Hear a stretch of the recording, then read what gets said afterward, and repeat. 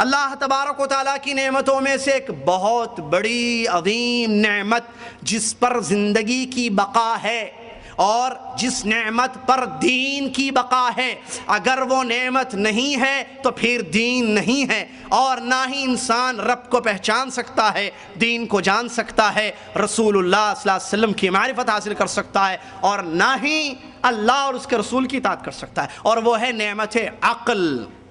اسی لیے اللہ تبارک و تعالیٰ نے مجنون سے، پاگل سے، دیوانے سے، جس کے پاس عقل ختم ہو جاتی ہے، اللہ تعالیٰ نے اس پر کوئی چیز فرض نہیں کی ہے۔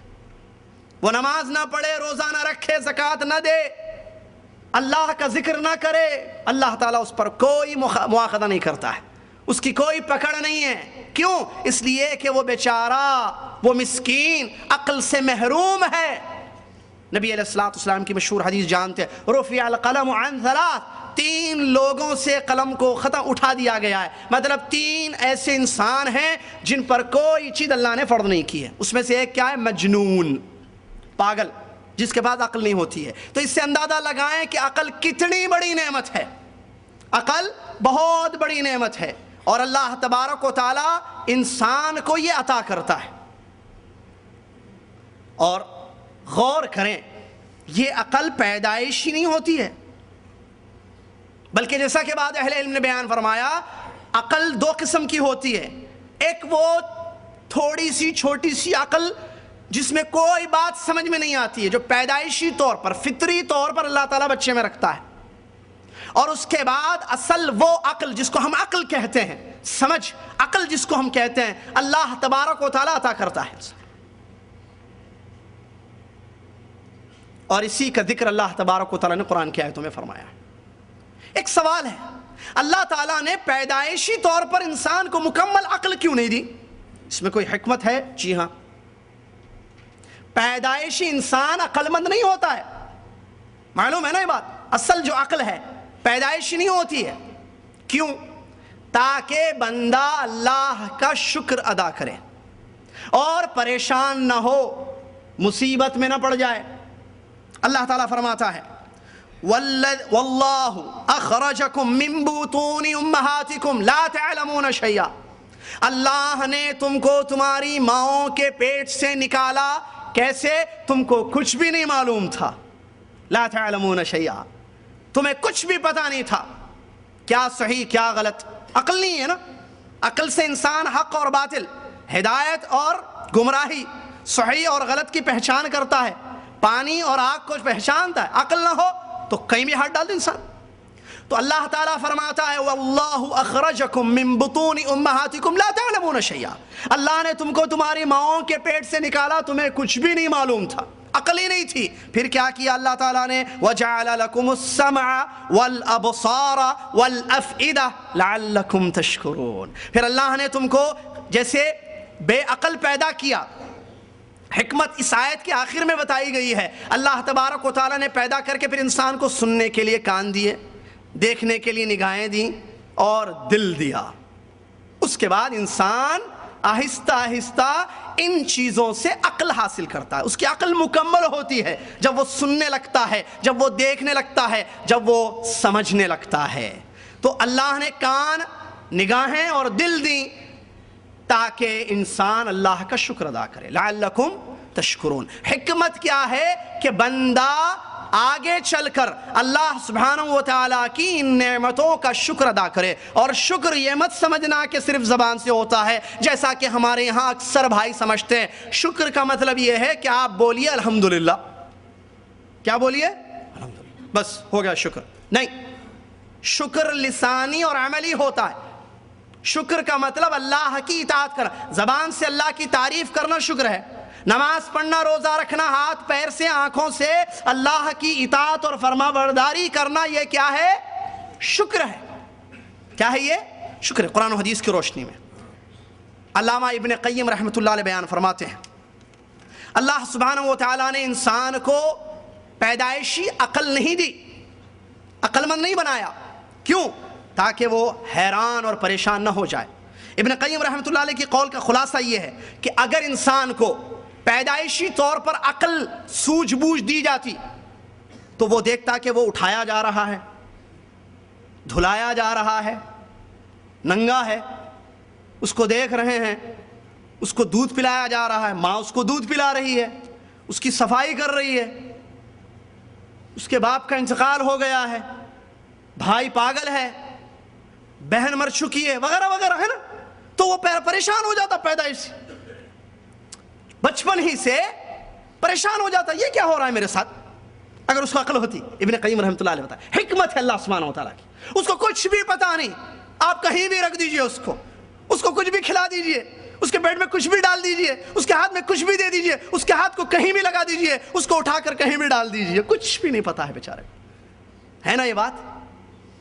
اس کو پتا نہیں کہ وہ پیدا ہوا تو اس کے باپ کا انتقال ہو گیا، اس کے بچپن میں اس کی زندگی میں کیا کیا ہوا ہے اس کو کچھ بھی نہیں پتا۔ اگر پتا ہو تو پھر انسان پریشان ہو جاتا ہے۔ علامہ ابن قیم رحمۃ اللہ علیہ فرماتے ہیں یہ ہے اللہ سبحانہ و تعالیٰ کی حکمت، تاکہ تم اللہ کا شکر ادا کرو۔ اللہ تبارک و تعالیٰ نے جب دنیا میں تم کو پیدا کیا تو پریشان نہیں کیا اور نہ مصیبتیں تمہاری زندگی میں رکھی، بلکہ آہستہ آہستہ عقل دیتا ہے تاکہ تم اللہ سبحانہ و تعالیٰ کا شکر ادا کرو۔ برادران اسلام، عقل 5 ضروریات میں سے ایک ہے جس کے بغیر انسان کی بقا نہیں ہو سکتی ہے۔ کائنات کی بقا ممکن نہیں ہے جب تک کہ 5 چیزیں زندگی میں انسان کی نہ ہوں، جس کو علماء اکرام نے، اہل علم نے فرمایا ضرورات الخمسہ، 5 ضروری چیزیں بقا کے لیے، باقی رہنے کے لیے 5 ضروری چیزیں ہیں ہر انسان کے لیے، اس میں سے ایک ہے عقل، اور دوسری ہے دین، تیسری ہے عزت، چوتھا ہے جان، نفس اس کا، 5واں ہے مال۔ اس کو ضرورات خمسہ کہتے ہیں، جو انسان کی ضرورت ہے، ہر انسان کے لیے، ہر انسان کے لیے یہ چیز ضروری ہے کہ اس کے پاس عقل ہو، اس کے پاس کوئی دین ہو، اور عزت ہو اس کی، اور جان ہو، نفس اس کا، اور مال۔ اس کو ضرورات خمسہ علماء نے بیان فرمائے، ان میں سے ایک بڑی اہم ضرورت انسان کی ہے عقل۔ لہٰذا یہ عقل اس اعتبار سے اہمیت کی حامل ہو جاتی ہے۔ اس کے بعد کیا یہ عقل، صرف عقل کا ہونا ہی کافی ہے انسان کے لیے کامیابی کے لیے، یا کسی اور چیز کی اس کو ضرورت پڑتی ہے؟ کیا صرف عقل، جیسے کہ عقل اللہ تعالیٰ نے دے دی انسان کو، بس سننے کے لیے کان دیے، دیکھنے کے لیے آنکھیں دیں، سمجھنے کے لیے دل دیا، دل و دماغ اس کو عطا کیا سوچنے سمجھنے کے لیے، سوجھ بوجھ کے لیے، کافی ہے اس کے لیے؟ اب وہ کامیاب ہو جائے گا؟ ہرگز نہیں، جب تک کہ ایمان نہ ہو۔ اس عقل کو ایک چیز کی سخت ضرورت پڑتی ہے، ایک روشنی کی، جو اس کو راہ دکھائے کیا صحیح ہے اور کیا غلط، کیا حق ہے اور کیا باطل، کیا غلط ہے اور کیا صحیح، اور وہ ہے نور ایمان، ایمان کی روشنی۔ بندہ اگر ایمان لائے، اور ایمان عقل کی رہنمائی کرتا ہے، ایمان عقل کی رہنمائی کرتی ہے، ایمان اور تصدیق اللہ پر، اللہ کی کتاب پر، اللہ کے رسولوں پر، پیغمبروں پر، اور جن جن چیزوں پر اللہ سبحانہ و تعالیٰ نے ایمان لانے کے لیے کہا ہے۔ تو اگر ایمان ہے عقل کے ساتھ، تب تو پھر عقل کی خیر ہے۔ سمجھ رہے ہیں بات کو؟ وہ ایمان اس کی عقل کو راستہ دکھاتا ہے، یہ کرو یہ صحیح ہے، یہ مت کرو یہ غلط ہے۔ اگر ایمان کے نور سے کسی کی عقل خالی ہو تو حیوان کی حالت اس کی ہو جاتی ہے، اس سے بھی بدتر، وہ حیوان سے بھی غلط حرکتیں، غلط اقوال، غلط افعال کرنے لگتا ہے، بدترین مخلوق کی شکل اختیار کر لیتا ہے۔ قرآن کی آیتوں میں اللہ تعالیٰ نے فرمایا لَهُمْ قُلُوبٌ لَا يَعْقِلُونَ بِهَا، قرآن کی آیت، اللہ تعالیٰ فرماتا ہے ان کے دل ہے لیکن وہ سمجھتے نہیں ہیں، ان کے کانیں ہیں لیکن وہ سنتے نہیں ہیں، ان کے پاس آنکھیں ہیں لیکن وہ دیکھتے نہیں ہیں۔ کن کے بارے میں؟ یہ کافروں کے بارے میں، ان انسانوں کے بارے میں، ان اشخاص کے بارے میں ہے، ان افراد کے بارے میں ہے جن کی زندگیوں میں ایمان نہیں۔ آنکھ ہے، اللہ تعالیٰ کہہ رہا ہے آنکھیں ہیں لیکن دیکھتے نہیں ہیں، کان ہے لیکن سنتے نہیں ہیں، دل ہے لیکن سمجھتے نہیں ہیں۔ اولئک کالانعام بل ہم اضل، یہ چوپاؤں کے جیسے ہے، جانوروں کے جیسے، بلکہ اس سے بھی بدتر ہیں۔ انسان کافر کے پاس عقل ہے یا نہیں ہے؟ مشرک کے پاس عقل ہے یا نہیں ہے؟ لیکن ایمان اور توحید سے خالی ہو تو پھر وہ بدترین جانور بن جاتا ہے، چیونٹی سے بھی گندا، جانوروں سے، کتے بلیوں سے بھی گندا ہو جاتا ہے وہ.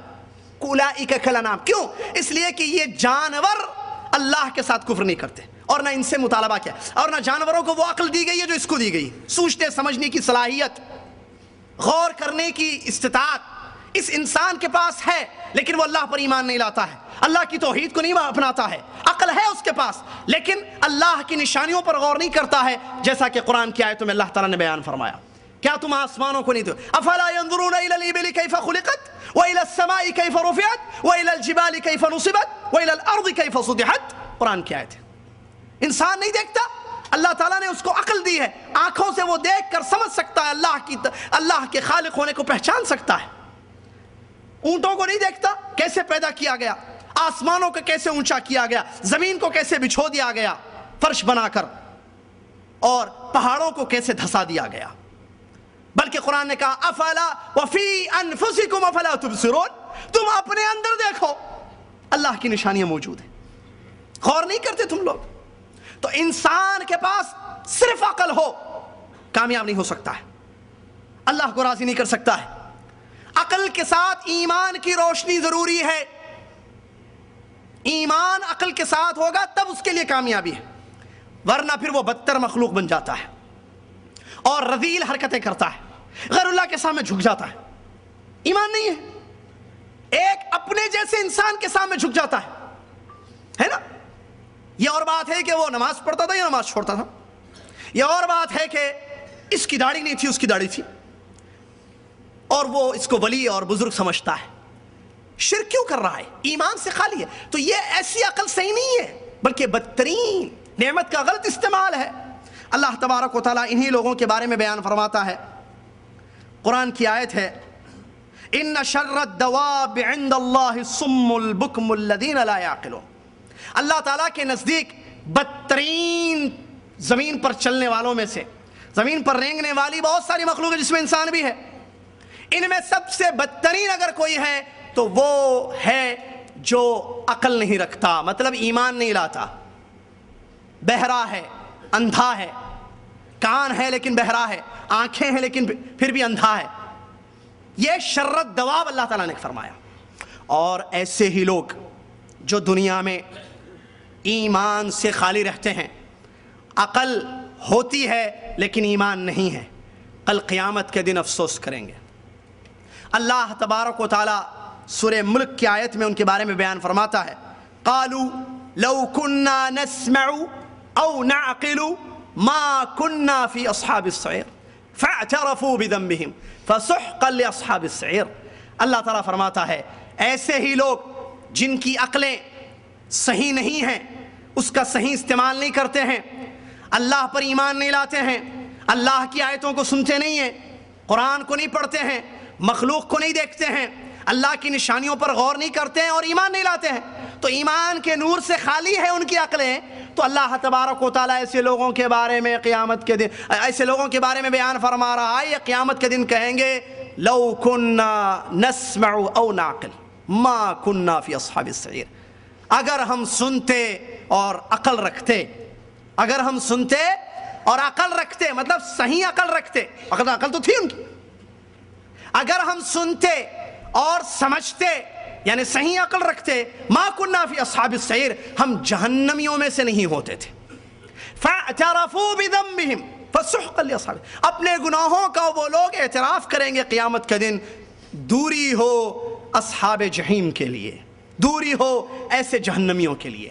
معلوم ہوا صرف مستقل عقل انسان کے لیے فلاح اور بہبودی کے لیے کافی نہیں، انسان کی فلاح اور بہبودی کے لیے کافی نہیں ہے، بلکہ نور ایمان کی ضرورت ہے عقل کے لیے، ورنہ پھر عقل کا نقصان انسان کو ہوگا. ایسی ہی عقل رکھنے والوں کے بارے میں امام ابو القاسم الاصبہانی رحمۃ اللہ علیہ سلف میں معروف ہیں. ابو القاسم اصبہانی رحمۃ اللہ علیہ بیان فرماتے ہیں عقل دو قسم کی ہوتی ہے. عقل الموفق، ایک وہ عقل جس کو توفیق ہوتی ہے، اور ایک وہ عقل جو اللہ کی توفیق سے باہر ہوتی ہے، خالی ہوتی ہے. پہلی قسم کی عقل جس کو توفیق ملے، عقل الموفق جس کو کہا گیا، وہ عقل جو انسان کے جس عقل کو استعمال انسان کر کے اللہ کی نشانیوں پر، اللہ کی آیات پر غور کرتا ہے، ایمان لاتا ہے، اللہ کو پہچان کر، اللہ کے دین کو سمجھ کر ایمان لاتا ہے، اللہ کے رسول کو سمجھ کر پہچان کر ایمان لاتا ہے، اور اللہ اور اس کے رسول کی اطاعت اور فرمانبرداری کرتا ہے، یہ ہے پہلی قسم کا عقل مند۔ اور دوسری قسم کا وہ عقل مند جو سوائے گھاٹے اور نقصان کے اس کو کچھ حاصل نہیں ہوگا، وہ انسان ہے، غور سے سنیے، ابو القاسم اصبہانی رحمۃ اللہ علیہ فرماتے ہیں وہ انسان ہے جو اپنی عقل کو ان چیزوں کے پیچھے لگاتا ہے جس کا کوئی فائدہ اس کو نہیں ہونے والا ہے، اللہ کے رازوں کو معلوم کرنے کی کوشش کرتا ہے۔ کیا مطلب اللہ کے راز؟ دوسری قسم کا عقل، پہلے تو سمجھ میں آ گیا، تسلیم کا پہلے عقل والا جو موفق ہوتا ہے، پہلی قسم کی عقل، یہ غور سے سنیے یہ بات، کیونکہ جتنی جماعتیں ہیں نا ہمارے پاس پرابلمز، وہ دوسری عقل سے نکلی ہوئی ہیں۔ پہلی عقل والا جو صحابہ کی عقل تھی، موفق، اللہ اور اس کے رسول کے فرامین کو تسلیم کرتے ہیں، قبر کا عذاب ہے، سمجھ میں نہیں آ رہا ہے، وحی کو قبول کرتے ہیں، یہ عقل والے، پہلی عقل والے جو جن کو توفیق ہوتی ہے اللہ کی طرف سے، یہ ہر قرآن و حدیث کی بات کو ایکسپٹ کرتے ہیں، تسلیم کرتے ہیں۔ دجال آئے گا، آئے گا، فجر کی نماز 2 رکعت 2 رکعت، عشاء کی 4 4، مسجد نبوی کی ایک نماز 1000 کے برابر، 1000 کے برابر۔ مسجد حرام میں کیوں کہہ رہا ہوں یہ؟ لوگ پوچھتے ہیں وہاں کی نماز کیوں 1000 کی، انڈیا پاکستان کی مسجد کی نماز کی 1000 کی کیوں نہیں؟ سمجھ میں نہیں آ رہا ہے مسئلہ۔ اونٹ کا گوشت کھانے سے وہ وضو کر لیتا ہے، پہلی عقل والا، سمجھ رہے ہیں؟ اونٹ کا گوشت کھاتا ہے، اس کو معلوم ہے اس کے رب نے کہا ہے کہ وضو کر لے، وہ وضو کر لے۔ بکری کا گوشت کھاتا ہے، وضو نہیں کرتا ہے، کیونکہ نبی علیہ السلام کی صحیح حدیث ہے، فرمایا، نبی صلی اللہ علیہ وسلم سوال کیا، انا اتوضأ من لحوم الابل، اے اللہ کے نبی صلی اللہ علیہ وسلم کیا اونٹ کا گوشت کھائیں تو وضو کریں؟ قال نعم، فرمایا کہ ہاں۔ کیا ہم بکری کا گوشت کھا کر وضو کریں؟ فرمایا کہ مرضی تمہاری، ان شئت، چاہے تو کرو چاہے تو نہیں کرو۔ تو عقل سلیم، عقل صحیح، عقل موفق، پہلی قسم کا عقل رکھنے والا وحی کو قبول کرتا ہے، وحی اللہ اور اس کے رسول کی بات، قرآن و حدیث کی تمام باتوں کو ایکسپٹ کرتا ہے، بصر و چشم جس کو اردو میں کہتے ہیں، بصر و چشم قبول کرتا ہے۔ دیکھو اصحاب رسول صلی اللہ علیہ وسلم کے پاس یہ عقل تھی، ہم سے زیادہ ذہین تھے، ہم سے زیادہ عقل والے تھے، ایکسپٹ کیا کتاب و سنت کی باتوں کو یا نہیں؟ قرآن کی تمام باتوں کو قبول کیا، نبی صلی اللہ علیہ وسلم کی صحیح تمام احادیث کو قبول کیا۔ دجال آئے گا، آئے گا، جکڑا ہوا ہے تمیم داری کے ذکر حدیث میں، قیامت کی نشانیاں، قبر کا عذاب، قبر کی نعمتیں، دجال کے فتنے، دجال جنت دکھائے گا جہنم دکھائے گا، وغیرہ وغیرہ، انبیاء کے معجزے، نبی علیہ السلام کے معجزے، نبی علیہ السلام کے معجزوں میں جدید پتھر کا سلام کرنا جو مکہ میں نبی صلی اللہ علیہ وسلم کو سلام کرتا تھا، وغیرہ وغیرہ، تمام احادیث صحیحہ کو ایکسپٹ کیا، قبول کر لیا پہلی عقل والوں نے۔ دوسری قسم کی عقل کون ہے؟ امام بڑی پیاری بات انہوں نے بیان کرا، ابو القاسم اصبہانی رحمۃ اللہ علیہ کہتے ہیں یہ دوسری عقل والے کون ہیں؟ یہ اپنی عقلوں کو استعمال کرنا چاہتے ہیں ان چیزوں میں جہاں وہ استعمال ان کو کرنے کا حکم نہیں دیا گیا، صرف قبول کرنے کا حکم دیا گیا، لیکن وہ تلاش کرتے ہیں، کوشش کرتے ہیں کہ پتہ لگائیں کہ اس کے پیچھے کیا وجہ ہے۔ جیسے تقدیر کے مسئلے ہیں، اللہ نے کیوں ایسا کیا ہے، کیا اس کے پیچھے راز ہے؟ اللہ کے جو حکمتیں ہیں اللہ بہتر جانتا ہے، بہت ساری چیزیں ہیں بھائی، بہت ساری چیزیں۔ لڑکے کی پیدائش پر عقیقے میں چھوٹی ایک مثال دوں میں، عقیقہ ہو، لڑکا بچہ پیدا ہو تو کیا کرنا ہے؟ بکرے کتنے؟ 2 یا 1؟ 2۔ لڑکی ہو تو کیوں؟ نہیں کیوں، میں آپ سے نہیں پوچھ رہا ہوں، وہ عقل والا اپنے آپ سے پوچھتا ہے، دوسری عقل والا، آپ تو پہلی عقل والے ہیں، آپ مت پوچھیں کیوں، سوچتا ہے کیوں؟ اللہ کے جو اللہ نے بتایا نہیں امت کو، اللہ کا جو علم جس کو اللہ نے چھپایا ہے، اور یہ اللہ کا جو علم ہے جس کو اللہ نے چھپایا، اس کی حدیثوں سے دلیل ملتی ہے۔ نبی علیہ السلام اللہ کے ان ناموں سے پکارتے تھے جن ناموں کو اللہ تعالیٰ نے اپنے پاس علم الغیب میں رکھا ہے، اور حکمت اللہ تعالیٰ بہتر جانتا ہے۔ کہتے ہیں علماء اللہ عالم اس کی حکمت کیا ہے، بہت ساری شریعت کی چیزیں۔ اسلام نے کہا کہ یہ پیر ساکس پہنو آپ تو مسا اوپر کرو، اب یہ بیٹھ کر سوچتا ہے کہ اس کے پیچھے کیا وجہ ہوگی، اپنی عقل کو ان چیزوں کے پیچھے دوڑاتا ہے جہاں دوڑانے کا حکم نہیں ہے۔ آپ بیٹھ کر زندگی بھر سوچ لیں، سمجھ میں نہیں آئے گا آپ کو۔ اس کے بعد نتیجہ کیا ہوتا ہے؟ جب یہ عقل کو ایسی جگہ استعمال کرتا ہے تو پھر انکار. کیا چیز از اکول ٹو کیا عامر بھائی؟ از اکول ٹو کیا؟ انکار. دجال خیال تھا ہوگا رسول اللہ صلی اللہ علیہ وسلم کا آئے گا آئے گا آئے گا. اتنے سال ہو گئے اب تک نہیں آیا. کہاں ہے؟ کیا مطلب دجال آئے گا؟ یہ حدیث قرآن کی آیت سے ٹکراتی ہے. یہ حدیث کیسے ہو سکتی ہے صحیح؟ جیسے کسی نے کہا اللہ تعالیٰ سے موسیٰ علیہ السلام نے دعا کی کہ اے اللہ میری زبان میں لکونت ہے میرے ساتھ. اللہ نے جب فرعون کے پاس بھیجا تو کہا کہ میرے ساتھ حامان کو بھیج دینا, ہارون کو میرے ساتھ. اے اللہ میرے بھائی ہارون کو بھیج دینا تاکہ ہم دونوں جائیں. ٹھیک ہے, تو دعا کی نا, درخواست کی, اللہ نے فوراً قبول کی. اسی وقت کہا کہ ٹھیک ہے تم دونوں کو نبی بنا کر بھیجا جاتا ہے. ایک صاحب کہنے لگے اس کے پیچھے کیا وجہ ہو سکتی ہے؟ قرآن میں اللہ تعالیٰ نے کیا بتایا؟ کئی نسبحک کثیرا ونذکرک کثیرا, تاکہ اے اللہ ہم تیری زیادہ تسبیح بیان کریں ہم دونوں, اور ہم دونوں تیرا زیادہ ذکر کریں. یہ وجہ ہے قرآن میں بیان کیا. صاحب کہتے ہیں دوسری عقل والے ایسے کیسے ہو؟ صرف تسبیح کے لیے, صرف اللہ کا ذکر کثرت سے کرنے کے لیے دوسرے انسان کو نبی بنایا گیا اور دعا کی گئی, درخواست کی گئی نبی بنانے کی, اور اسی وقت قبول ہو گئی؟ نہیں نہیں نہیں, شاید کچھ اور ہے. کیا ہے؟ ایسا تو نہیں ہے کہ آگے چل کر چونکہ مصر کی حکومت موسیٰ کے ہاتھ میں آنے والی تھی, اس طرف تو اشارہ نہیں ہے. اللہ اکبر, کہاں چلے گئے؟ سمجھ رہے ہیں کہاں لے کر گئے؟ دیکھیے کیسی کیسی بات ہے. یہ دوسرے قسم کی عقل ہے جو انسان کو انکار تک لے کے چاہتی. یا کہیں جو آخری میں بتا رہا ہوں میں, تعویل, آیتوں کی تعویل, یا تعویل کہیں یا انکار. تو یہ ہے ابو القاسم اصبہانی رحمۃ اللہ علیہ کے قول کا مطلب کہ دو قسم کی عقل, ایک صحیح ایک غلط, ایک موفق اور ایک غیر موفق, یہ انہوں نے بیان فرمایا. اسی طریقے سے ایک عقل کا دوسرا خطرناک نقصان یہ ہے کہ انسان عقل کو اپنی وحی کے آگے رکھے. یہ بات غور سے سننا, بات پوری اہم ہے. ایک ہے عقل اور ایک ہے نقل. کیا ہے نقل؟ کس کو کہتے ہیں؟ منتقل ہونا. ہم تک جو باتیں آئی ہیں اس کو کہتے ہیں نقل. کیا ہم دین کی کون سی دو بنیادی باتیں ہم تک منتقل ہو کر آئی ہیں؟ قرآن اور حدیث. تو نقل سے مراد قرآن اور حدیث ہے. ٹھیک ہے, نقل سے مراد قرآن سے. تو اگر انسان اپنی عقل کو کتاب و سنت جو نقل ہے اس کے آگے رکھے تو اس کے بھیانک نقصانات ہوتے ہیں, بھیانک نقصانات. کیا پہلی بات یہ کرنا صحیح ہے؟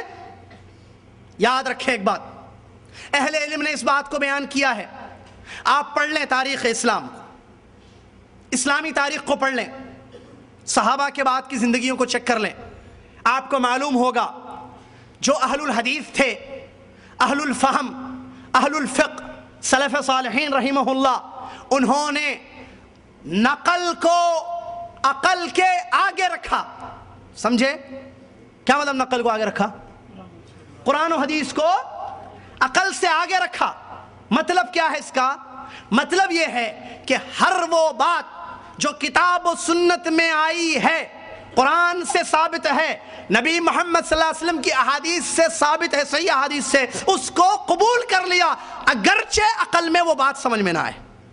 جیسے کہ اونٹ کے گوشت کھانے سے وضو کا ٹوٹنا وغیرہ, یا ساکس کے اوپر مسح کرنا وغیرہ, یہ بات سمجھ میں نہیں آتی ہے لیکن قبول کیا اس کو. کیوں؟ اس لیے کہ اسی میں کامیابی, یہی حکم ہے اللہ اور اس کے رسول کا. وحی کو لے لو, وحی کو, کتاب و سنت کی باتوں کو عقل کے آگے رکھو, کیونکہ عقل اتنی نہیں دی گئی ہے کہ قرآن و حدیث کی تمام باتوں کو آپ ایکسپٹ کریں. اور اس سلسلے میں علماء نے سمجھایا ہے. مثال کو, اگر بادشاہ آپ سے یہ کہے, اصول فقہ میں یہ بات سمجھائی گئی ہے, اگر آپ سے بادشاہ کہے کہ اس گلاس کو لو اور باہر جا کر پھینک دو, آپ کام کرتے ہیں, بادشاہ کے پاس وہ اجرت دیتا ہے آپ, ٹھیک ہے, اور آپ کا آقا آپ سے کہتا ہے کہ گلاس لے کر باہر پھینک دو. اگر آپ پھینکیں گے, آپ کو سمجھ میں نہیں آ رہا کہ بادشاہ یہ آرڈر کیوں دے رہا ہے. اگر آپ بادشاہ کی بات مان کر چپ چاپ اس پر عمل کریں گے، بادشاہ آپ کو انعام دے گا، خوش ہو جائے گا، آپ سے راضی ہو جائے گا. صحیح ہے؟ اگر انسان یہ پوچھے کہ اے بادشاہ کیا ہو گیا ہے آپ کو، اتنا پیارا گلاس آپ کہہ رہو پھینک دوں میں، اگر وہ سوال کرے تو بدتمیز اور بے ادب تصور کیا جائے گا. صحیح ہے؟ اور اس کی سزا اس کو بڑی بھیانک شکل میں مل سکتی ہے. بادشاہ کو غصہ آ کر اس کی گردن مار سکتا ہے. اہل علم نے سمجھایا ہے. اب وہ بادشاہ کو معلوم ہے کہ اس گلاس کو کیوں پھینکا جا رہا ہے، اس نے کیوں حکم دیا ہے، آپ کو نہیں سمجھ میں آ رہا ہے. بادشاہ آپ سے زیادہ جانتا ہے، اس کو اپنی رعایا کی زیادہ فکر ہے، اس کو معلوم ہے. ایک مثال چھوٹی سی دی ہے اللہ تبارک و تعالی وللہ المثل العالی، سمجھانے کے لیے اللہ کے ہر حکم کو، نبی صلی اللہ علیہ وسلم کے ہر فرمانی کو بسر چشم قبول کرنا. سلف صالحین کا، اہل الحدیث کا طریقہ ہے نقل کو آگے رکھنا، کتاب و سنت کے آگے. کتاب و تعویل نہیں کرتے تھے، نہ انکار کرتے تھے، نہ تعویل کرتے تھے، نہ خوض سمجھتے ہیں اس میں پڑ جانا، کیوں ہوگا یہ، کیوں ایسے کہا گیا ہے، یہ حکم کیوں ہے، ایسی حدیث کیوں آئی ہے، ایسی حدیث مسلم نے کیوں بیان کی ہے، یہ نہیں غور کرتے. حدیث ہے صحیح قبول. یہ ہے اہل الحدیث کا طریقہ، سلف صالح کا. اہل باطل الٹا، تقدیم النقل علی العقل، نہیں تقدیم العقل الٹا، تقدیم العقل علی النقل. قرآن و حدیث کے آگے عقل کو رکھا اور کہا کہ ہر وہ بات کتاب و سنت کی جو عقل میں بیٹھے گی اس کو لیں گے، اور جو نہیں بیٹھے گی اس کا انکار کریں گے یا تعویل کر دیں گے. ہاتھ اللہ کا، ہاتھ کیسے ہو سکتا ہے بھائی؟ کہا کہ عقل سوچو، اللہ کا ہاتھ، اور قرآن نے کہا 2 ہاتھ، بل یداہ مبسوطتان تبارک الذی بیدہ الملک، بابرکت ہے وہ ذات جس کے ہاتھ میں بادشاہت ہے.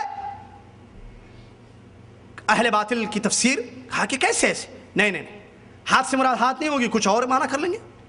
اب معنی بدل دیا، تعویل کر دیا آیت کی. کہا کہ ہاتھ تو انسان کا ہوتا ہے. دیکھیے عقل، ہاتھ کے لیے باڈی کا ہونا ضروری، اور باڈی انسان کی ہوتی ہے، جسم جس میں روح ہوتی ہے، اور وہ جسم جس میں روح ہو وہ فنا ہونے والا ہے. اگر میں ہاتھ بولوں گا تو اس کا مطلب یہ ہے کہ اللہ کا جسم بولوں گا میں، اور جسم فنا ہونے والا ہے، تو گویا کہ میں اللہ کو فنا ہونے والا سمجھ رہا ہوں، جبکہ یہ کفر ہے. اس سے بھاگنے کے لیے تعویل کر دی ہاتھ کی، اللہ کے صفت کی، جس کا ذکر قرآن میں موجود ہے. سلف کا کیا طریقہ ہے؟ ہاتھ کیسے؟ اللہ کا ہاتھ جیسے ہونا چاہیے. آسمان دنیا پر اللہ اترتا ہے، آپ کہتے ہو الحمدللہ. آپ کو معلوم ہے آپ کے بھائی کیا کہتے ہیں؟ رحمت قریب آتی ہے. اللہ نہیں اترتا ہے. عقل کو آگے رکھا، کہا کہ اللہ کیسے اترے گا آسمان پر، وہ تو عرش پر مستوی ہے، اللہ کیسے اترے گا آسمان پر؟ نہیں.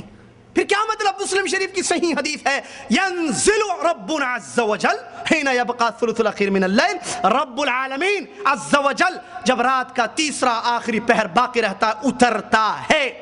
سلف صالحین علماء حدیث نے کیا کہا؟ نزول حقیقی کما یلیق بجلالہ وعظمتہ. حقیقت میں اللہ تعالیٰ اترتا ہے جیسے اس کی ذات کے لائق ہے. کیا بات ہے، قبول کر لیا اللہ کے اترنے کو. یہ ہے سلف کا طریقہ جو ہم کو اپنانا ہے. عقل میں نہیں سمجھ میں آ رہا ہے کہ اللہ اترتا ہے. جیسے پرسوں بھائی کہہ رہے تھے، ٹھیک ہے، ایک سوال اسی مضمون سے آتا ہے. بھئی یہاں سعودی عرب میں رات ابھی ہو رہی ہے، 15 منٹ کے بعد مغرب ہو جائے گی، ٹھیک ہے نا. دوسری کنٹری میں تو صبح ہو رہی ہے. تو اگر یہاں 4 بجے تہجد کے وقت اللہ اترتا ہے تو پھر وہاں جی واللہ. دیکھیں، ایک علاقے میں، ایک ملک میں رات، ایک ملک میں دن، تو اللہ اترتا ہے کہ مطلب کیا ہے؟ پھر وہاں بھی اترتا، یہاں بھی اترتا. 2 دن پہلے کی بات ہے، سوال آیا. یہ ہے عقل کو آگے رکھنے کا نتیجہ. اس سے کیا ہوگا؟ اگر آدمی اسی میں پڑے گا تو کہے گا نہیں اترتا اللہ تعالیٰ. حدیث کا انکار نہیں ہے. اگر نہیں اترتا ہے، وہ انکار کرتا ہے تو انکار، یعنی تو تعویل ہوگی جیسے کہ اکثر لوگ کرتے ہیں. اللہ اترتا نہیں ہے مطلب اللہ اترتا نہیں ہے. پھر کیا ہے؟ رحمت قریب آتی ہے اللہ تعالیٰ کی، وہ تو ہے وہی، اس کی رحمت قریب آتی ہے. رسول اللہ صلی اللہ علیہ وسلم عربی زبان میں کہتے ہیں اترتا ہے، تم کہتے ہو رحمت قریب آتی ہے. رسول اللہ صلی اللہ علیہ وسلم عربی زبان میں ینزل کہتے ہیں. ینزل کیا؟ نزل ینزل عربی میں کیا ہے؟ اترنا. صحابہ نے کہا اترتا ہے اللہ تعالیٰ. تابعین نے کہا اترتا ہے، اہل الحدیث نے کہا اترتا ہے، اہل خرافات نے، اہل بدع نے کہا رحمت قریب آتی ہے۔ یہ ہے تعویل، یہ ہے عقل کو کتاب و سنت کے آگے رکھنے کا نتیجہ۔ تقدیر کا انکار کیسے کیا؟ قدریہ تقدیر کا کہا کہ تقدیر کیا ہے؟ میں جو چاہے کروں جو چاہے نہ کروں، یہ میرے سامنے ہے، میں جو چاہے کروں جو چاہے نہ کروں، لکھا ہوا ہے۔ یہ کیا ہے؟ بات سمجھ میں نہیں آ رہی۔ بہت ساری چیزیں، ایک آدمی نماز پڑھتا ہے اس کو ثواب مل رہا ہے، ایک آدمی اپنی مرضی سے کفر کو اختیار کرتا ہے، شرک کرتا ہے، اس کو سزا ملے، یہ کیا ہے؟ یہ تو انصاف نہیں ہوا۔ نعوذ باللہ من ذالک۔ جبریہ آئے، کہا کہ انسان مجبور ہے عمل کرنے پر، اللہ نے کہا کہ عمل کرو تو بدلہ دوں گا ورنہ جہنم میں ڈال دوں گا، یہ تو مجبور کر دیا اللہ نے، ہماری مرضی تھی ہم کچھ بھی کرتے۔ کسی نے کہا اللہ تعالیٰ نے ابلیس کو پیدا کیا اوپر، ابلیس کو پیدا کر کے پریشان کر دیا لوگوں کو، ہم کو۔ واللہ کہہ رہا ہوں، مسلمانوں کی زبان سے مسجد میں بیٹھ کر یہ بات کر رہا ہوں میں آپ سے، کہا کہ اللہ تعالیٰ تو آرام سے ہے اور کہتا ہے کہ تم یہ مت کرو، شیطان کی بات مت سنو۔ شیطان کو کیوں پیدا کیا پھر؟ تم شیطان کو نہیں پیدا کرتے، ہم بھٹکتے نہیں۔ یہ جواب مسلمانوں کا مسجدوں میں دیا جا رہا ہے۔ یہ ہے نتیجہ عقل کو آگے رکھنے کا۔ عقل اس لیے نہیں دی گئی ہے میرے بھائی کہ آپ دین کی وہ بات جو ثابت ہو جائے آپ اس کو سوچئے، آپ کو سمجھ میں آئے تو لیجئے ورنہ مت لیجئے، نہیں۔ عقل اس لیے نہیں ہے، عقل اس لیے ہے کہ آپ حق کو تلاش کیجئے، حق واضح ہو جائے اس کو لے لیجئے۔ انما كان قول المؤمنين اذا دعوا الى الله ورسوله ان يقول اذا دعوا الى الله ورسوله ليحكم بينهم ان يقولوا سمعنا واطعنا۔ ایمان والوں کی شان تو یہ ہے کہ جب ان کو اللہ اور اس کے رسول کی طرف بلایا جاتا ہے، فیصلہ اللہ اور اس کے رسول کا سنایا جاتا ہے، کیا کہتے ہیں؟ ہم نے سن لی اللہ اور اس کے رسول کی بات، ہم نے سن لیا اللہ اور اس کے رسول کا فیصلہ، اب ہم اس کو ایکسیپٹ کرتے ہیں، ہم اس کی اطاعت اور فرمانبرداری کرتے ہیں۔ یہ ہے صفت اہل ایمان کی۔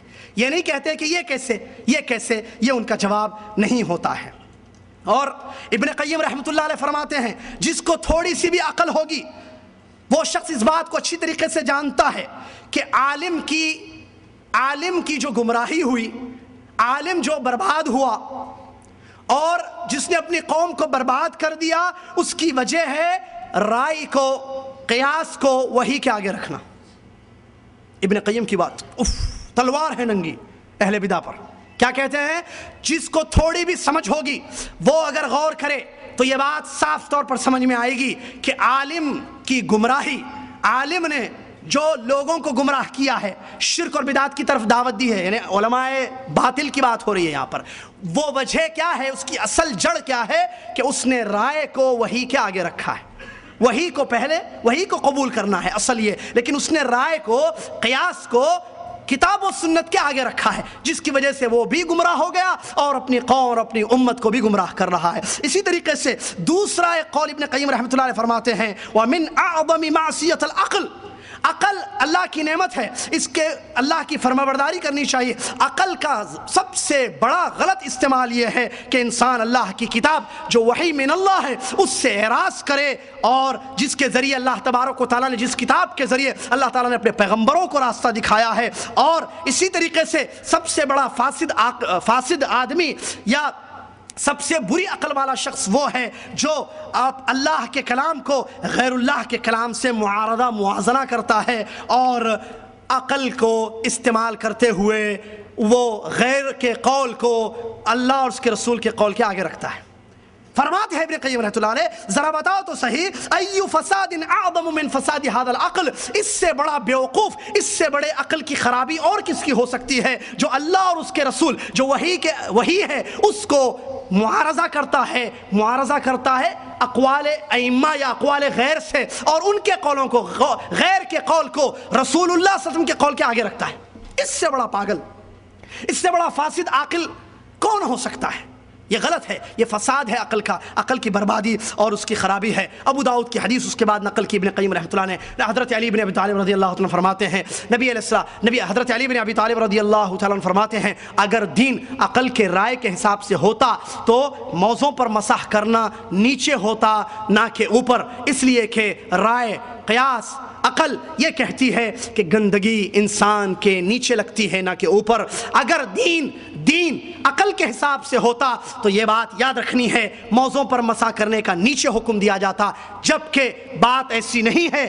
دین عقلوں پر نہیں اتارا گیا ہے، جیسا کہ امام بربہاری رحمۃ اللہ علیہ نے زبردست جملہ کہا ہے. فرمایا جان لو میرے بھائی اچھی طریقے سے، اللہ تعالیٰ نے لوگوں کی عقلوں پر دین کو نہیں اتارا ہے. یہ جملہ یاد رکھنا. امام بربہاری رحمۃ اللہ علیہ سلف کے بہت بڑے امام گزرے، فرماتے ہیں یاد رکھو میرے بھائی، اللہ تعالیٰ نے اپنے دین کو لوگوں کے عقلوں پر نہیں اتارا ہے، بلکہ دین اللہ کی طرف سے آیا ہے جس کو قبول کرنے کا حکم دیا گیا ہے. اور اب ابو داؤد کی حدیث سے بات معلوم ہو رہی ہے کہ دین رائے اور عقل کا نام نہیں ہے کہ جو عقل میں ہو وہ دین، جو عقل میں نہ ہو وہ اس کو دین نہ سمجھے یا آپ اس کو غلط سمجھے. اسی طریقے سے امام شافعی رحمۃ اللہ علیہ بات اماموں کی کرتے ہیں، اصل ماننے والے تو وہ لوگ ہیں جو کتاب و سنت پر عمل کرنے والے ہیں. امام شافعی محمد ابن ادریس شافعی رحمۃ اللہ علیہ زبردست بات فرماتے ہیں، متى عرفت حدیثا من رسول اللہ صلی اللہ علیہ وسلم ولم آخذ به فانا اشہدکم ان عقلی قد ذہب. امام شافعی رحمۃ اللہ علیہ فرماتے ہیں جب مجھے رسول اللہ صلی اللہ علیہ وسلم کی کوئی حدیث معلوم ہوگی اور پھر میں اس حدیث کو نہیں لوں گا، مجھے رسول اللہ صلی اللہ علیہ وسلم کی کوئی حدیث معلوم ہو جائے، ثابت ہے یہ حدیث ہے، پھر میں اس پر عمل نہ کروں تو میں تم کو گواہ بناتا ہوں کہ تم یہ سمجھ لینا کہ شافعی پاگل ہو گیا ہے، شافعی کی عقل چلے گئی ہے. تم سمجھ لو جب میں حدیث کو ٹھکرا دوں، عقل کو مان کر، عقل کو آگے رکھ کر رسول اللہ صلی اللہ علیہ وسلم کے فرمان کو ہٹا دوں، چھوڑ دوں، تو اچھی طریقے سے اس بات کو یاد رکھ لینا کہ میری عقل ختم ہو گئی ہے، میں پاگل ہو گیا ہوں. اس سے کیا معلوم ہو رہا ہے؟ شیخ الاسلام ابن تیمیہ رحمۃ اللہ علیہ کے قول کی تائید ہو رہی ہے، صحیح عقل صحیح نقل کے خلاف نہیں ہوتی ہے. آدمی کی عقل درست ہو تو پھر وہ کتاب و سنت کی بات کو رد نہیں کرتا ہے، کتاب و سنت کی بات کو آگے رکھتا ہے عقل کے. اگر عقل میں گڑبڑ ہو تو پھر ایسی صورت میں وہ غیر اللہ کی بات کو، غیر رسول کی بات کو کتاب اللہ سنت رسول اللہ کے آگے رکھتا ہے. اس کے بعد آخری بات، جو لوگ قرآن و حدیث کی باتوں کو اپنی عقلوں کے حساب سے انکار کرتے، کہتے ہیں یہ بات قرآن کی، یہ رسول اللہ صلی اللہ علیہ وسلم کی حدیث ہماری سمجھ میں نہیں آتی ہے، اور دین سمجھنے کا نام ہے، دین سمجھنے کا نام ہے، لہٰذا یہ قرآن اور حدیث کے نصوص ہماری دماغوں میں سمجھ میں نہیں آتے، لہٰذا ہم اس کا انکار کرتے یا تعویل کرتے. یہ 5 قسم کے لوگ ہیں، 5 میں سے ایک ہیں. اسی پر اپنی بات کو ختم کرتا ہوں. ایک گروہ ان میں سے ایسا ہے جو عارضت الوحی بعقولہم، جس گروہ نے، جس جماعت نے کتاب و سنت کی باتوں کو عقل کے مخالف سمجھ کر اس کا انکار کیا، کہا کہ یہ قرآن و حدیث کی باتیں عقل میں نہیں بیٹھتی ہیں، لہٰذا اس نے عقل کو آگے رکھا اور یہ کہا اصحاب وحی سے جو ان کے مخالف ہیں، حق والے ہیں، کہا لنا العقل ولکم النقل، ہم عقل والے تم نقل والے، ہم عقل والے تم نقل والے، یعنی ہم عقل کے حساب سے رہیں گے اور تم قرآن و حدیث کے حساب سے رہنا. نمبر 2، دوسری جماعت عارضت بآرائہم وقیاساتہم، جنہوں نے کتاب و سنت کی نصوص کو اپنی آرا سے، رائے کی جمع آرا ہے، اپنی رائے سے، اپنی قیاسوں سے، اپنی رائے سے، اپنی قیاسوں سے جس کا انکار کیا. ان لوگوں نے اہل حدیثوں سے یہ کہا لکم الحدیث ولنا الرأی والقضاء، تمہارے پاس حدیث رکھو، ہمارے پاس رائے اور قیاس. گویا کہ زبان حال سے ان لوگوں نے یہ کہا. تیسرا گروہ وہ ہے عارضت باذواقہم وحقائقہم، تیسری جماعت وہ ہے ان مخالفین کی جنہوں نے کتاب و سنت کے نصوص کو اپنے ذوق سمجھتے ہیں نا، اپنی ذوق، اپنی حقائق سے انکار کیا، کہا کہ یہ ذوق نہیں ہے، اسلام ایسا نہیں کہہ سکتا ہے، اسلام کا مزاج ایسا نہیں ہو سکتا ہے، تو انکار کیا کتاب و سنت کی بات کو. ان لوگوں نے کیا کہا؟ تمہارے لیے شریعت ہے اور ہمارے لیے ذوق اور مزاج اور حقیقت ہے. چوتھا گروپ وہ رہا عارضت الوحی بسیاساتہم و تدبیرہم، جنہوں نے کتاب و سنت کی باتوں کو سیاست کا نام لے کر انکار کیا اور تدبیر کا نام لے کر اس کا انکار کیا، اور یہ کہا تم شریعت والے، ہم سیاست والے، تم شریعت اپنے پاس رکھنا، ہم چونکہ سیاست کے حساب سے چلنے والے لوگ ہیں، سیاسی لوگ ہیں، لہذا ہم سیاست کو اپنانے والے ہیں. یہ چوتھی قسم کا گروپ ہے جنہوں نے مخالفت کی ہے اور ان کا یہ انداز ہے. 5واں اور آخری گروپ گروپ جنہوں نے کتاب و سنت کی باتوں کو اپنی عقلوں کے خلاف پا کر انکار کیا، ان لوگوں کی وجہ کیا رہی؟ عارضتہ بالتأویل الفاسد وادعوا انہم یفہمون اکثر من فہم اہل الحدیث والفقہ۔ انہوں نے کیا کیا؟ کتاب و سنت کی باتیں جب سمجھ میں نہیں آ رہی تو کتاب و سنت کی باتوں کو انہوں نے تعویل کر دی۔ جیسا کہ میں نے کہا ید یا اللہ آسمان دنیا پر اترتا ہے تو اس کی تعویل کر دی کہ رحمت قریب آتی ہے، تو اس طریقے سے تعویل کر دی اور یہ دعویٰ کیا کہ ہم اہل حدیث سے بھی بڑھ کر، جو حدیث کے ائمۃ الحدیث ہے، اہل الحدیث ہے، اہل الفہم ہے، ان سے زیادہ ہم سمجھنے والے ہیں۔ صحابہ اور تابعین سلف صالحین سے بھی بڑھ کر ہماری فہم اور ہماری سمجھ ہے۔ اس طریقے سے ان لوگوں نے انکار کیا۔ یہ ہے خلاصہ ان 5 قسم کے لوگوں کا جنہوں نے کتاب و سنت کی نصوص کو اپنی عقل کے باہر پا کر سمجھ نہیں آنے کی وجہ سے انکار کر دیا یا تعویل کر دی۔ تو یہ اس میں کوئی شک نہیں ہے کہ خسارہ اٹھانے والے ہیں، اور کامیاب لوگ وہی ہیں جو عقل کو وہاں استعمال کرتے ہیں جہاں استعمال کرنے کے لیے اللہ نے کہا ہے، جیسے کہ اللہ کی نشانیوں یا اللہ کی مخلوقات پر غور و خوض کیا جائے، اور کتاب و سنت کی باتوں کو پہچان کر، حق کو جان کر اس کو تسلیم کیا جائے۔ یہی صحیح عقل کا استعمال ہے۔ اگر انسان کتاب و سنت کی بات آ جانے کے بعد اپنی عقل کی وجہ سے، یعنی عقل میں نہیں بیٹھتی ہے بات، اس لیے اس کا انکار کرتا ہے، تو یہ اہل باطل، اہل کفر اور اہل شرک غلط لوگوں کا طریقہ ہے۔ لہٰذا اس سے دنیا اور آخرت کا نقصان ہوتا ہے۔ آج جتنی جماعتیں آپ دیکھیں شرک کرنے والے، آپ دیکھیں مخالفتیں کرنے والے، قرآن و حدیث کی تعویلیں کرنے والے، ان کا یہی مسئلہ ہے کہ انہوں نے کتاب و سنت کو، وحی کو، اس کی قدر نہیں کی، اس کو مقدم نہیں رکھا، بلکہ ہمیشہ عقلوں کو، قیاس کو، رائے کو مقدم رکھ کے قرآن و حدیث کے نصوص کا انکار کر دیا یا قرآن و حدیث کے نصوص کی تعویل کر دی، جس کا خمیازہ آج ایک گمراہی کی شکل میں ہم کو بھگتنا پڑ رہا ہے۔ امت کی امت گمراہ ہوتی ہے اور لوگوں کے دماغوں میں اس قسم کے سوالات پیدا ہوتے ہیں، کیا بات ہے آخر، یہ کیوں ایسا کہا گیا ہے، ایسے کیوں ہوتا ہے، وہاں رات یہاں دن، یا ایک عرفہ کا دن فلاں فلاں، یہ سارے مسائل وہیں سے نکلے ہوئے مسائل ہیں۔ اگر اس کو درست نہ کیا جائے، عقل کا صحیح استعمال نہیں کیا جائے تو پھر انسان کو نقصان ہوگا۔ ضرورت اس بات کی ہے کہ اس نعمت کی قدر ہم کریں اور اس نعمت کو ویسے استعمال کریں جیسے استعمال کرنے کے لیے کہا گیا اور سلف صالحین کا جو طریقہ تھا۔ اللہ سے دعا ہے اللہ تعالیٰ مجھے آپ کو اپنے عقلوں کا صحیح استعمال کرنے کی توفیق عطا فرما۔ اللہ تبارک و تعالیٰ اس نعمت پر شکر ادا کرنے کی توفیق عطا فرما، اور اللہ تعالیٰ اہل باطل اور حق کے مخالفین کی راہوں سے ہم سب کو محفوظ رکھ دے اور سوچنے سمجھنے اور صحیح باتوں کو اپنانے کی توفیق عطا فرمائے۔ آمین۔ وآخر دعوانا الحمدللہ رب العالمین، والسلام علیکم ورحمۃ اللہ وبرکاتہ۔ جزاکم اللہ خیر، احسن الجزا۔ حضرات، ابھی آپ سماعت فرما رہے تھے فضیلت شیخ یاسر جابری کو، اللہ رب العالمین جزائے خیر عطا فرمائے، اور جو باتیں کہی گئی ہیں ہمیں کما حقہ قرآن و سنت پر عمل کرنے کی توفیق عطا فرمائے۔ قرآن و سنت کو اختیار نہ کرنے سے جو بگاڑ پیدا ہوا ہے وہ آپ مغرب کے بعد انشاءاللہ سنیں گے۔ فضیلت شیخ توصیف الرحمان اس کی طرف اشارہ کریں گے انشاءاللہ۔ آپ حضرات کے لیے انتظامیہ کی جانب سے چائے اور بسکٹس کا اہتمام کیا گیا ہے باہر، آپ چائے لے لیں اور اس کے بعد وضو کرنے کے بعد تشریف لے آئیں۔ مغرب کی نماز کی فوراً بعد انشاءاللہ تعالی فضل شیخ توصیف الرحمان کا خطاب کا آغاز ہوگا۔ آپ تمام سے درخواست ہے کہ فوراً نماز کے بعد منظم طریقے سے، جس طریقے سے آپ تشریف رکھتے تھے اسی طریقے سے دوبارہ سے منظم طریقے سے جمع ہو جائیں۔ جزاکم اللہ خیر و احسن الجزا۔ انشاءاللہ ملتے ہیں مغرب کی نماز کے بعد۔